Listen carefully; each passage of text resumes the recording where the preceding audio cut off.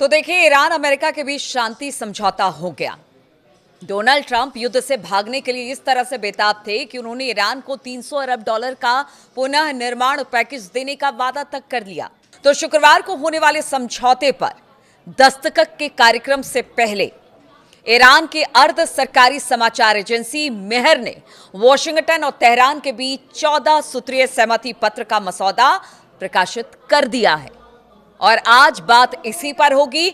बात यह भी होगी कि किसकी भूमिका क्या रही, कौन हारा, कौन जीता। लेकिन जीता तो मतलब एक तरह से कह लीजिए कि दुनिया जीत गई, क्योंकि सबसे ज्यादा परेशानी इस युद्ध से किसी को हो रहा था तो पूरी दुनिया इसकी चपेट में आ गई थी। भले एक दो मुल्क ही इसमें इन्वॉल्व थे, लेकिन पूरी दुनिया इसकी चपेट में आ गई थी। तो बात आज इसी पर होगी, शांति वार्ता के वो 14 पॉइंट्स क्या है और किस तरह से ईरान ने अमेरिका को झुका दिया। जी हां, ये इसलिए हम कह रहे हैं क्योंकि देखिए, ठीक है, दोनों तरफ से बातचीत हुई, दोनों तरफ से निगोसिएशन हुआ, लेकिन एक तरफ था अमेरिका, एक तरफ था ईरान। और ईरान ने किस तरह से इन 14 बिंदुओं के जरिए अमेरिका को एक तरह से कह लीजिए कि झुका दिया। किसी भी सरकार ने आधिकारिक तौर पर इन जानकारियों की पुष्टि नहीं की है, लेकिन एक समाचार एजेंसी ने इन बिंदुओं को जरूर रखा है और इन बिंदुओं को ईरानी सरकारी मीडिया के दावे के तौर पर ही देखा जाना चाहिए जब तक कि इस बात की पुष्टि नहीं हो जाती है। यानी 19 तारीख को कह लीजिए कि इस पूरी डील पर साइन होना है। और इसीलिए कहा जा रहा है कि जो ईरानी मीडिया है जिसने इस बात को रखा है, जब तक उस पर साइन नहीं हो जाएगा तब तक कुछ भी कहना मुश्किल है। लेकिन अगर ईरानी मीडिया के हवाले से खबर की बात की जाए तो हम आपको बता दें कि ईरान की ये जीत मानी जा रही है। इस मसौदे की सबसे खास बात यह है कि अमेरिका ने ईरान को पुनः निर्माण के लिए, यानी जो नुकसान अमेरिका ने ईरान को पहुंचाया है उसके लिए 300 अरब डॉलर देने का वादा किया है और तेहरान को तत्काल 24 अरब डॉलर मिलेंगे। और इसके अलावा राष्ट्रपति डोनाल्ड ट्रंप और रविवार को ईरानी सरकारी मीडिया की तरफ से जारी एक ड्राफ्ट मेमोरेंडम ऑफ अंडरस्टैंडिंग के मुताबिक अमेरिका और ईरान के बीच लड़ाई खत्म करने और हॉर्मुज स्ट्रेट को फिर से खोलने पर सहमति बन गई है। अब देखिए, ये जो बात हो रही है ना, शुरुआत से ईरान कह रहा था कि आपने जो नुकसान पहुंचाया, क्योंकि हमला पहले आपने किया है, आपने जो नुकसान पहुंचाया, ईरान में इतना नुकसान हुआ है, उस पूरे नुकसान की भरपाई आप करेंगे और इसके पुनः निर्माण के लिए आपको पैसे देने होंगे। यानी रिकंस्ट्रक्शन दोबारा से ईरान में किया जाएगा, जो तबाही पीछे अमेरिका और इजराइल ने मचाई। तो उसके लिए एक तरह से कहा जा रहा है कि सहमति बन गई है। और साथ ही स्ट्रेट ऑफ हॉर्मुज, देखिए, ईरान के हाथ में सबसे बड़ा तुरुप का पत्ता था स्ट्रेट ऑफ हॉर्मुज, उसे खोलने की बात हो रही है कि आप उसे खोलिए। यानी अमेरिका कह रहा है हम नाकेबंदी हटाएंगे। और स्ट्रेट ऑफ हॉर्मुज, देखिए, अगर ये वाकई में समझौता हो जाता है, हस्ताक्षर हो जाते हैं, तो फिर ये बड़ी राहत की बात पूरी दुनिया के लिए है। हालांकि अभी तक अमेरिका ने इसकी पुष्टि नहीं की है, ये ईरानी मीडिया के हवाले से बताया गया है। देखिए, यहां पर कौन जीता कौन हारा, लेकिन हम ये आकलन कर रहे हैं कि जीत ईरान की कैसे हुई है। एक अमेरिका जो अपने आप को महाशक्ति कहता है, वो ईरान को शुरुआती दिनों से कह रहा है युद्ध के बाद से कि वो खत्म हो चुका है। इसके बावजूद बातचीत के मंच पर अगर ईरान अपनी बात रखने में कामयाब रहा है तो इसकी जीत ही कही जाएगी। भारत के जियो पॉलिटिकल एक्सपर्ट नितिन गोखले ने अपने जो सोशल मीडिया प्लेटफॉर्म है उस पर एक्स पर उन्होंने लिखा है कि अगर मेहर न्यूज की रिपोर्ट के मुताबिक अमेरिका और ईरान के बीच हुए MOU की जानकारी सही है तो यह साफ है कि अमेरिका ये जंग हार गया है। हालांकि यह अंदाजा लगाया जा सकता है कि अलग अलग देश इस समझौते को किस तरह से अलग अलग नजरिए से देख रहे हैं, यह भी कहा गया। देखिए, अब बात एक एक करके तमाम देशों की, क्योंकि दो मुल्कों की बात हो रही है, दो मुल्कों में समझौता हो रहा है, लेकिन इसके पीछे इसमें इन्वॉल्व इजराइल भी है और जो शांति करा रहे थे जो देश, वो भी इसमें शामिल है। उनकी भी क्या भूमिका रही है। सबसे पहले बात ईरान की करते हैं। आर्थिक रूप से कमजोर होने और अपनी सैन्य ताकत में काफी कम होने के बावजूद भी तेहरान ने अमेरिका और इजराइल के हमलों का सामना किया। ना सिर्फ सामना किया बल्कि उतनी ही मजबूती और उतनी ही ताकत से पलटवार किया।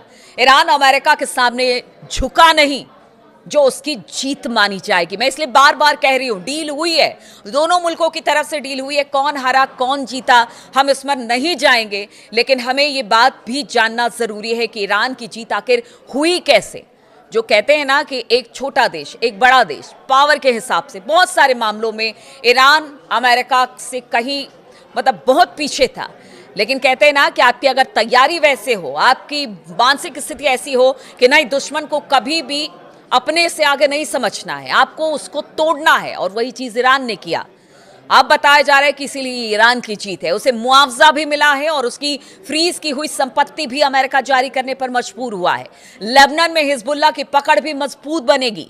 ईरान अब खाड़ी देश में और ताकतवर हो चुका है, जबकि सऊदी, यूएई और तुर्की जैसे देश जो कि इस्लामिक लीडर बनने की कोशिश करते रहे, वो पीछे छूट गए हैं। तो इस तरह से हुई ईरान की जीत। अमेरिका की बात करें तो अमेरिका की हालत ऐसी हो गई है कि वो इस युद्ध से भागने के लिए हाथ पैर मार रहा था, जैसे कोई डूबता हुआ आदमी मारता है। राष्ट्रपति डोनाल्ड ट्रंप युद्ध खत्म करने और नुकसान कम करने की बात को लेकर बेताब दिखाई दिए। आखिरकार शायद उन्होंने गैस की बढ़ती कीमतों और अमेरिका में होने वाली जो मिड टर्म इलेक्शन है उसको ध्यान में रखते हुए ईरान की ज्यादातर मांगे मान ली।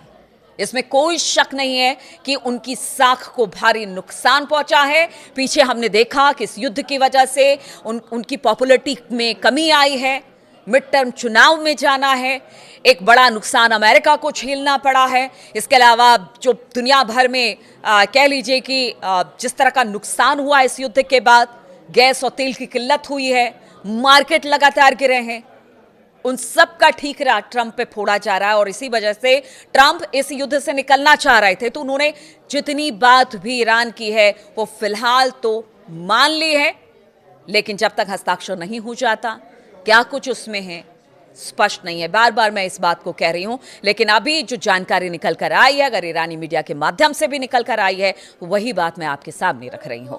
अमेरिका की तरफ से अभी इस पर इन बिंदुओं पर कुछ नहीं कहा गया। देखिए, अब धीरे धीरे यहां से स्थिति बदलेगी, दोनों तरफ से बातचीत सामने आएगी, लेकिन जो शांति समझौते की बात है वो तो लोगों को राहत जरूर दे रही है। अब बात कर लेते हैं इजराइल की भूमिका की। तो इजराइल आगे भी लड़ता रहेगा, लेकिन नेतन्याहू की मुश्किलें बढ़ेंगी। ईरान अब ये संदेश देगा कि वो इजराइल पर भारी पड़ गया है, और वर्षों से इजराइल ने जो अपनी विजेता वाली छवि बनाए रखी थी वो कमजोर हो चुकी है। इजराइल के हाथ कुछ भी नहीं आया सिवाय इस आश्वासन के कि ईरान परमाणु बम नहीं बनाएगा, यानी वो लेबनान पर हमला नहीं कर सकता। जिस तरह से उसके हमले की नीति है उसको छोड़ना होगा, हर एक मोर्चे पर आपको युद्ध बंद करना पड़ेगा। इन सब बातों को लेकर अब इजराइल भी कहीं ना कहीं बैकफुट पर है। हाँ, एक आश्वासन जरूर मिला है कि ईरान परमाणु बम नहीं बनाएगा, और इस बात को ईरान मतलब पहले दिन से कह रहा है, वेरी फर्स्ट डे वो लगातार यही कह रहा है कि हम परमाणु बम नहीं बनाएंगे, हम किसी तरह से कोई परमाणु हथियार नहीं बनाने जा रहे हैं। अब बात कर लेते हैं पाकिस्तान की। तो देखिए, जिस तरह से दोनों के बीच में मध्यस्थता पाकिस्तान ने की, पाकिस्तान अंत में अमेरिका और ईरान के बीच शांति समझौता करवाने में नाकाम रहा। अंत में वो कतर था जिसने दोनों देशों के बीच समझौता करवाया। तो जो उछल रहे थे ना मुनीर और ये सारे लोग, वो उनके बस की ये बात नहीं थी। हालांकि देखिए, समझौता हो गया, शांति हो गई, युद्ध खत्म की घोषणा हो चुकी है, ये राहत की जरूर बात है।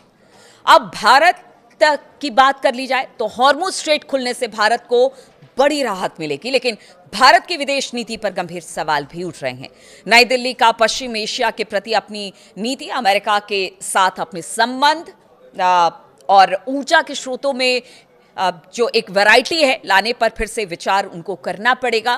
क्योंकि देखिए, अगर आगे आने वाले दिनों में ये जो पूरा स्ट्रेट ऑफ हॉर्मुज है या फिर कुछ और रास्ते हैं जो खाड़ी देशों से तेल और गैस की ढुलाई करके, मतलब वहाँ से भेजा जाता है तेल और गैस को भारत की तरफ, और बहुत ज़्यादा डिपेंडेंसी है भारत की, उसके विकल्प के तौर पर कुछ और देशों को देखना पड़ेगा।